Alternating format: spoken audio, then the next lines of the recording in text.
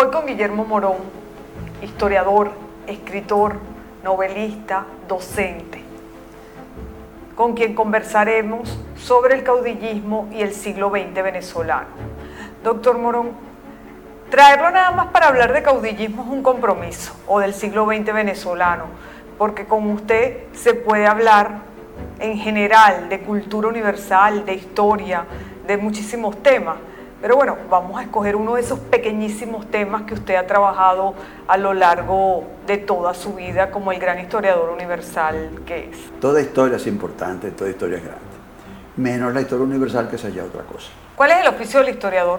El oficio de historiador es, en primer lugar, investigar.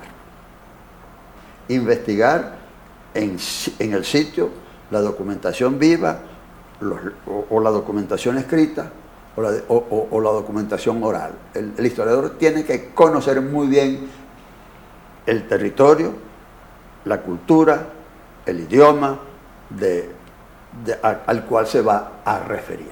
Por eso es que hay muy pocos historiadores universales, porque conocer toda la cultura universal es muy complicado. Pero claro que hay historiadores universales. Pero el historiador comienza por el logos, es decir, comienza por hacer la historia local. Y eso no comenzó en la Grecia peninsular, eso comenzó en Jonia.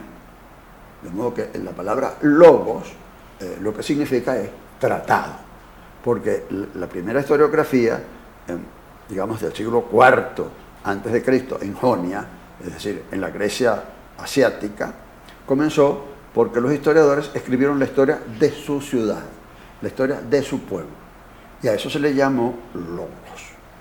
Y entonces viene y la historiografía nace ya posteriormente, pues con los grandes historiadores, los griegos primero, los romanos después, y luego los europeos, y ahora también los venezolanos. ¿Los grandes historiadores son políticos? ¿Quiénes son los grandes historiadores? Me refiero en términos universales, no locales. Puede serlo, pues, claro está que sí. Claro, es decir, todo gran historiador es político, porque si no, no entiende. Porque es que la política es... ¿Qué es la política? La palabra política, ¿de dónde viene? De polis, de conocer la ciudad.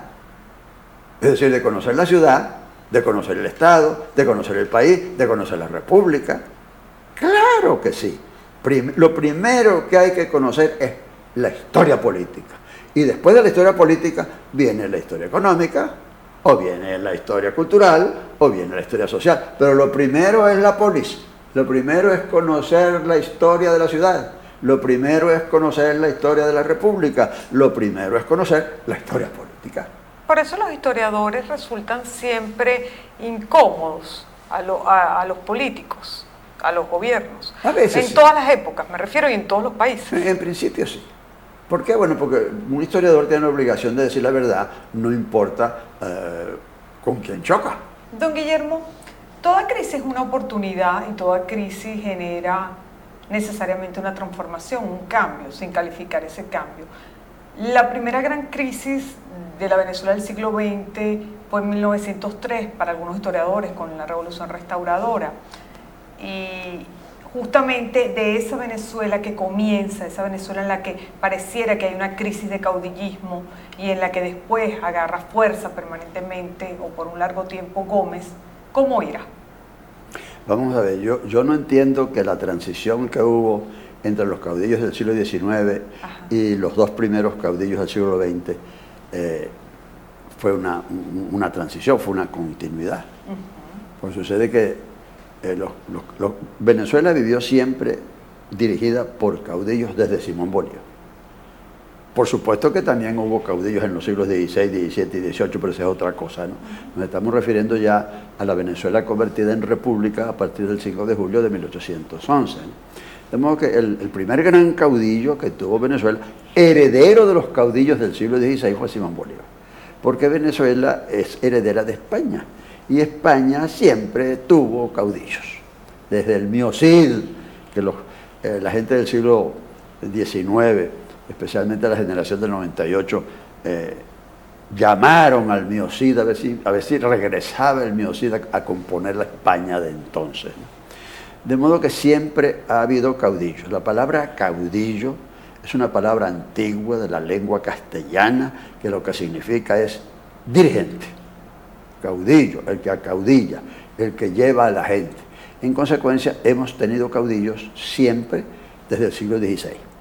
Caudillos fueron los conquistadores. Caudillos fue, por ejemplo, el primer morón que llegó al país en el año de 1528, Juan Morón de Cadena, que fue fundador de Valera, fundador de Maracaibo, fundador de Nirgua, cofundador de Trujillo. Bueno, ese era un caudillo. Pero la palabra caudillo lo que significa es eso, dirigente. Y naturalmente que la palabra se echó a perder en la época de Franco, porque Franco mandó a hacer las monedas, los billetes, etcétera, y ponía Francisco Franco, caudillo de España por la gracia de Dios. Se le pasó la mano. Sin duda. Porque los caudillos no son por la gracia de Dios, sino por la gracia de los seres humanos, por la gracia de los dirigentes y por la gracia del pueblo que se deja caudillar. Que se deja manejar. Pero la palabra caudillo no es una mala palabra. ¿Y el primer caudillo del siglo XX venezolano? Cipriano Castro. Cipriano Castro, sin la menor duda. Un magnífico caudillo. Hay que ver lo que significa que Cipriano Castro atraviesa el río Táchira, porque estaba viviendo por allá cerca de Cúcuta. Cúcuta siempre ha sido venezolana, o tal vez San Cristóbal ha sido siempre colombiana, quiero decir. No hay una frontera real. No hay una frontera real pasada ya, ¿no? De modo que el primer caudillo ya del siglo XX, pues duró lo que duró.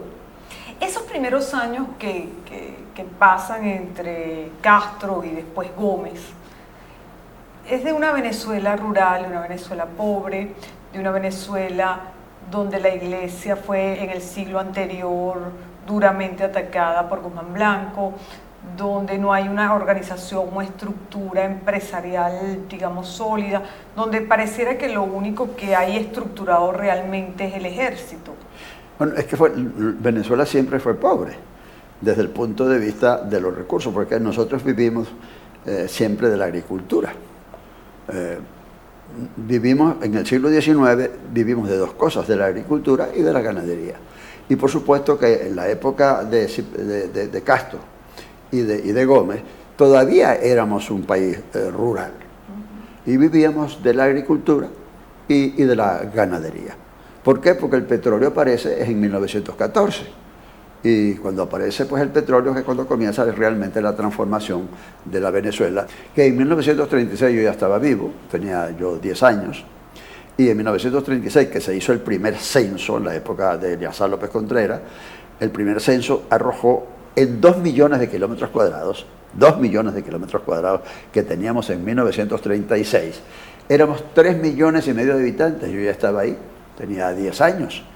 Y se hizo ese censo, que lo he estudiado mucho y por eso me lo sé más o menos de memoria, de 3,5 millones de habitantes, el 90% de la población vivía en el campo y era analfabeta. Y solamente un 10%, entre los cuales estaba yo, que era un niño de 10 años, sabíamos leer y escribir. Después de más de 2 décadas de bonanza petrolera. Después de la bonanza petrolera y de otra bonanza más importante que la petrolera, porque era una bonanza auténtica, que era la agricultura y la ganadería, de la cual vivimos en los siglos XVI, XVII, XVIII y XIX. ¿Cómo era Juan Vicente Gómez? Porque muchos le atribuyen un carácter absolutamente discreto, parco, sin emociones, que casi que había que entenderlo intuitivamente. De hecho, se dice que su transición a López Contreras no dejó nada por escrito, ni siquiera dijo nada verbalmente, sino que fue casi intuitivamente. Sobre Juan Vicente Gómez se ha dicho muchas verdades y muchas mentiras, ¿no? Yo conozco solamente 2 libros importantes sobre Juan Vicente Gómez. La biografía que escribió mi amigo Tomás Polanco Alcántara, que fue el gran biógrafo venezolano del siglo XX, y este libro, que le traje para que lo viera, que estas son las memorias de Cristina Gómez.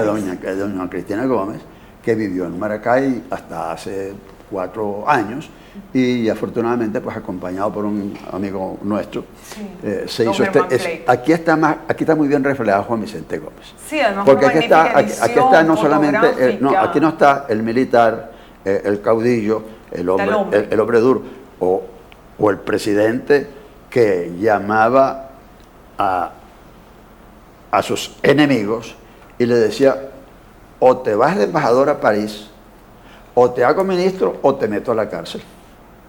Muy sutil. Bueno, sí. Juan Vicente Gómez conocía muy bien a la gente, como todo gran caudillo. Un caudillo que no conozca a la gente no puede ser caudillo. No, y Juan Vicente Gómez fue realmente el último gran caudillo que tuvo Venezuela. Hay fotos en traje de baño también, inclusive. Aquí está Sí. la foto en traje de baño con su amigo que era paseando por ahí por una playa en el litoral. Y según lo que usted ha estudiado y leído de Gómez, ¿cómo era Gómez? La personalidad. Bueno, un buen abuelo, por ejemplo. Juan Vicente Gómez amaba a sus nietos, se reunía con sus nietos, les contaba historias. Y hay muy buenas fotos aquí en este libro de doña Cristina, donde está el Gómez patriarcal, el Gómez de familia. De modo que el Gómez que se ha fabricado externamente como el hombre duro, el hombre asesino, el hombre que metía a la cárcel a cualquier persona, es muy distinto al hombre real y verdadero, que era un hombre agradable, que era muy buen abuelo, muy mal marido, porque él no se casó, él tuvo 2 mujeres. Y en consecuencia, bueno, tuvo 2 mujeres con las cuales tuvo muchos hijos, ¿verdad? Pero Gómez tuvo, de acuerdo con todas las biografías que conocemos, tuvo 74 hijos. Dios mío. Y no me acuerdo en cuántas mujeres, creo que en 10 o en 12, ¿no? Decían que no dormía con ellas para que no, No, le conocieran los secretos. No, nunca durmió con una mujer. Cuando paseaba por Maracay, ya que estamos haciendo anécdotas, Ajá. yo las conozco, pues no solamente a través del libro de doña Cristina, sino que yo conocí mucho a doña Cristina y por supuesto que he conocido también pues la historia personal de Gómez, porque hay muchos libros sobre el particular y yo he ido muchas veces a Maracay y fui montones de veces a conversar con los amigos, ¿verdad? E incluso conocí a algunos de sus hijos, a don Florencio, por ejemplo. Me acuerdo. Bueno, Juan Vicente Gómez, pues desde el punto de vista de la casa, era un hombre de hogar. Pero no un hombre de hogar en el sentido moderno de la palabra o en el sentido antiguo de la palabra. No es que se casara para convivir con su esposa, sino que cuando se encontró o se sacó a la primera mujer, a doña Dionisia Bello, se la sacó, pero no se la llevó para su casa, sino que convivió con ella y tuvo los hijos en ella. Y lo mismo con la segunda mujer, que la historia es también un poco dura para este tiempo, ¿verdad? No, o tal vez no, ¿verdad? Hay mucho vagabundo en el mundo, ¿no? En la segunda oportunidad, pues Juan Vicente Gómez fue a visitar al papá de la mujer de la segunda mujer y le dijo, mire, yo vengo a decirle que me la voy a llevar. Y se lo llevó. Bueno, es decir, yo creo que cosas similares pasan en este tiempo también. No, cosas peores, ¿eh? Sí. Por supuesto que en este tiempo cosas peores. Porque Juan Vicente Gómez, pues, por supuesto, era un hombre del siglo XIX. Era un hombre de campo, era un hombre rudo. Ahora, no analfabeta, como se ha querido decir. Sí, también se suele decir eso es totalmente falso. Juan Vicente Gómez sabía leer y escribir muy bien. Hasta poemas escribió. Yo publiqué los 2 poemas de Juan Vicente Gómez. Tocaba el cuatro, cantaba, era un hombre inteligente, un hombre culto. Tenía a Maquiavelo, el gran autor italiano. El del Príncipe. El del Príncipe. Tenía al Príncipe al lado de su cama. De modo que Gómez se hacía para poder convivir en un país de analfabetas o de semi-analfabetas, pues él pareciera que se hacía como si fuera, no, que va. Juan Vicente Gómez sabía leer y escribir correctísimamente. Y por cierto, una de las anécdotas que conocemos mucho es cuando don Rómulo Gallegos, que viajó a Europa, pagado por Juan Vicente Gómez, para que fuera a curar a su esposa a Italia, cuando regresa con doña Bárbara. Y lo primero que hace Rómulo Gallego, ahí está contado en el libro de doña Cristina, ¿no?, es mandarle un ejemplar de doña Bárbara a Juan Vicente Gómez. Y Juan Vicente Gómez, por supuesto que se la leyó. No es que se la leyeron, la leyó él. Y se la dedicó, por cierto, a Rómulo Gallego, porque Rómulo Gallego viajó a Europa con dinero público, con el apoyo de Juan Vicente Gómez, lo cual no tiene nada de particular, ¿verdad? Creo que muchos de esa época publicaron, vivieron, se rodeó de las mejores luces en su momento. Se lo digo, 2 de ellos, José Gil Fortul, claro, que además fue presidente encargado en 1914 y fue el autor de la Ley de Educación la primera ley de educación del siglo XX, que la redactó José Ilford Tool cuando estaba encargado de la presidencia. Y de la gran historia de Venezuela del siglo XIX. Y por supuesto. Porque la del siglo XX la escribió usted. Así es. Bueno, sí, así es. Sí. En el siglo XIX, el último gran historiador de historia general. Sí, a eso no me estoy refiero. hablando de historiadores que escriben monografías y Sí, que sí, escriben a eso me refiero. tratados, no, que escriben una historia general del país. La historia política, la historia social, la historia económica y la historia cultural. Cada siglo ha tenido un gran historiador que ha dejado esa... Yo los puse por ahí en filas. Somos 10. Desde el siglo XVI Son 10. hasta hoy somos 10. Yo hubiera pensado que eran menos inclusive. No, somos 10.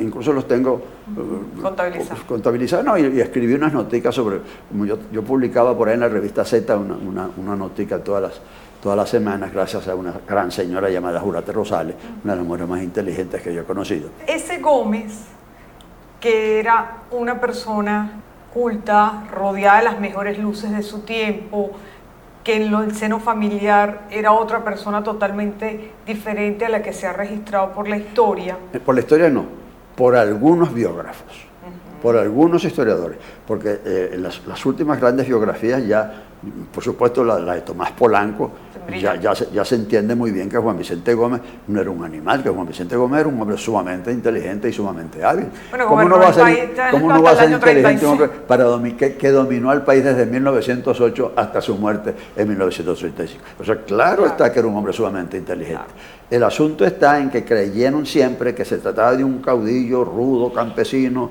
bravo, que metía a la cárcel por cualquier cosa a cualquier persona. No es verdad. La cultura no tiene que ver con la inteligencia. Se puede ser inteligente de una manera tal vez incluso primitiva, pero igualmente inteligente. Pues por supuesto. Y si no existirían los pueblos.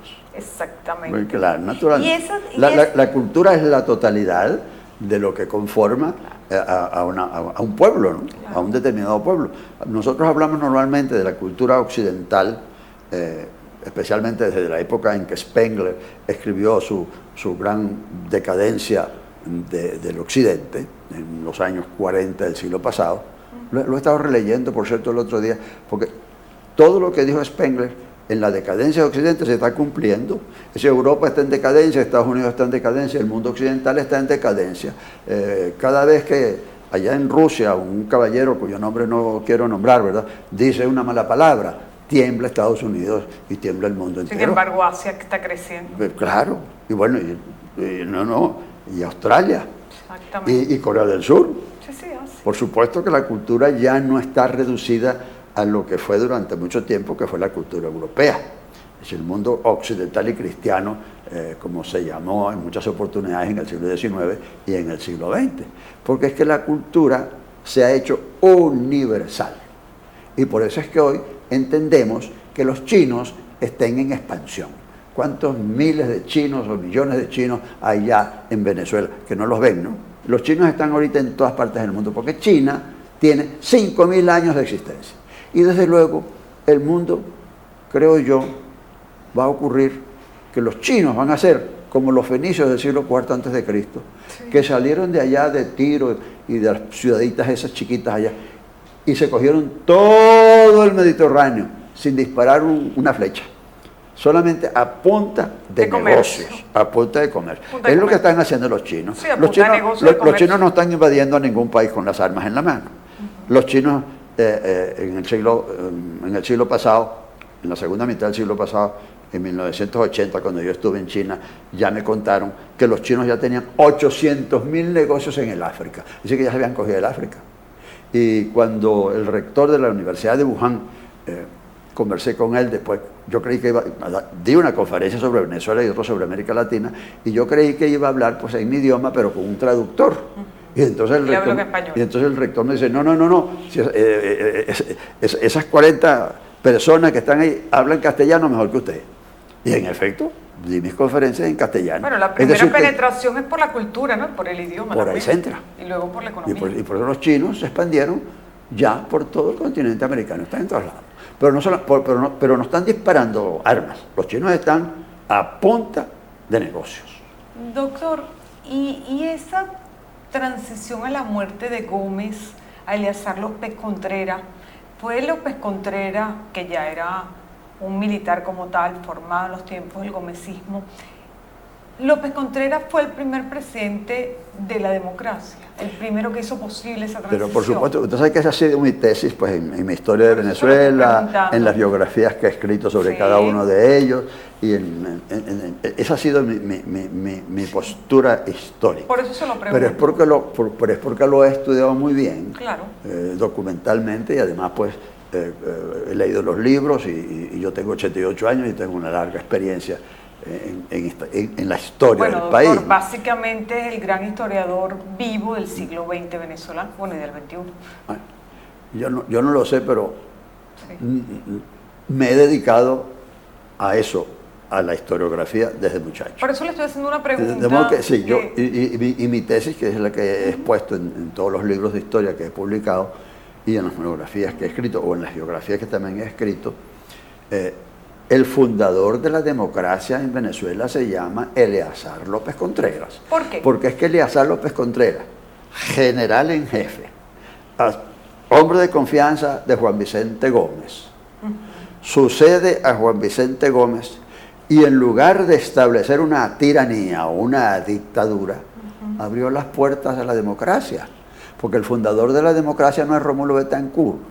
El fundador de la democracia en Venezuela se llama Eleazar López Contreras. ¿En qué se fundamenta usted? ¿En el programa de febrero, por ejemplo? No solamente en el programa de febrero, que ya es un punto clave, porque el programa de febrero era entender, que además no lo hizo él, sino que puso a la gente importante, a los científicos, a los expertos en el conocimiento del país. El programa de febrero no es que lo escribió López, se lo escribieron las gentes apropiadas, pero no solamente por eso, sino porque él heredó la Constitución, en la cual el periodo presidencial era de 7 años.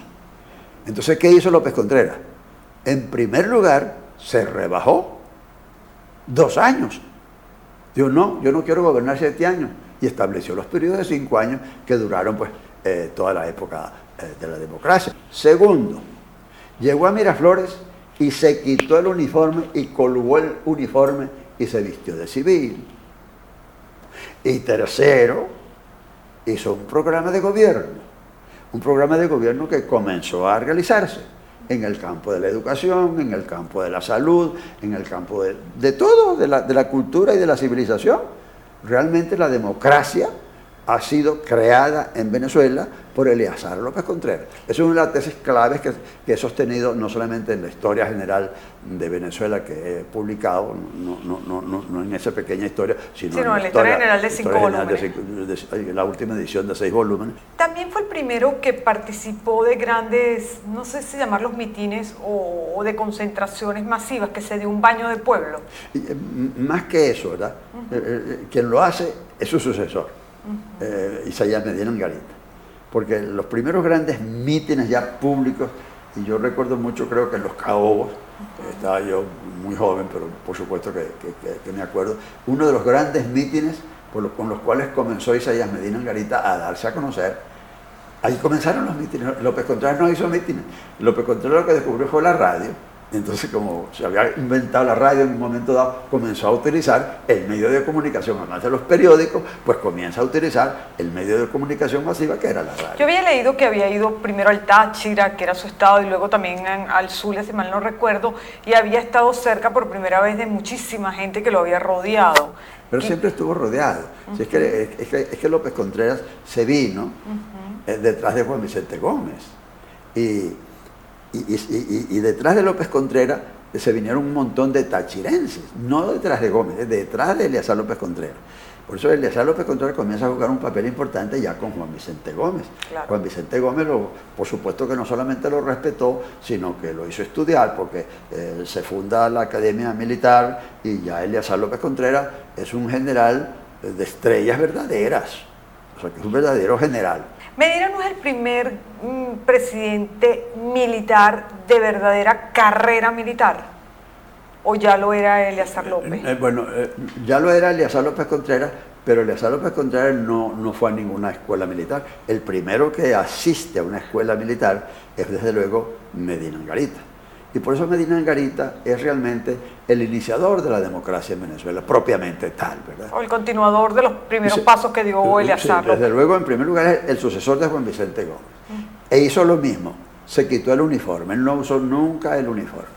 Y en segundo lugar, ya Medina Angarita, pues abre las puertas a la democracia, porque Medina Angarita sacó a todos los presos políticos, no hubo ni un solo preso político, ni un solo exiliado político. Los 4 discursos de los 4 años que le permitió Rómulo Betancourt estar en el poder. Rómulo Betancourt le dio un golpe de Estado al mejor presidente que ha tenido Venezuela, que fue Medina Angarita. Por eso tuvimos algún encuentro cuando yo era joven.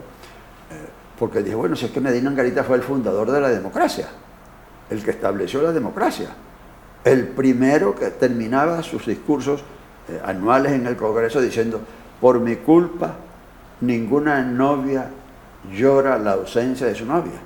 Por mi culpa, ninguna madre llora la ausencia de su hijo. Es decir, que durante Medina Angarita no hubo ni un solo preso político, ni un solo exiliado político. Doctor, un mensaje final para aquellos que lo están viendo sobre el país, sobre la democracia. Hay una sola cosa, no hay que perder la esperanza. La esperanza no se pierde. Venezuela es un país viejo, porque Venezuela no es una república muy antigua, porque es apenas no tenemos apenas 200 y pico de años de ser república, pero Venezuela es un país muy antiguo. Venezuela, como toda Hispanoamérica, comenzó a convertirse en una población culta y civilizada en el siglo XVI. Y por supuesto que teníamos como base otras culturas, las culturas indígenas que jugaron un papel importante, lo siguen jugando, y desde luego la vieja cultura, nada menos que la cultura española. De modo pues que la cultura y la civilización en Venezuela comenzaron en el siglo XVI. Muchas gracias, doctor Morón, ha sido una magnífica conversación. Hubiéramos tocado muchísimos temas más, pero el tiempo no nos da. En una próxima oportunidad, para hablar del imperio y los imperios. Lo haré con mucho gusto, si tengo fuerzas. Y si usted me invita. Siempre. Muy bien, muchas gracias.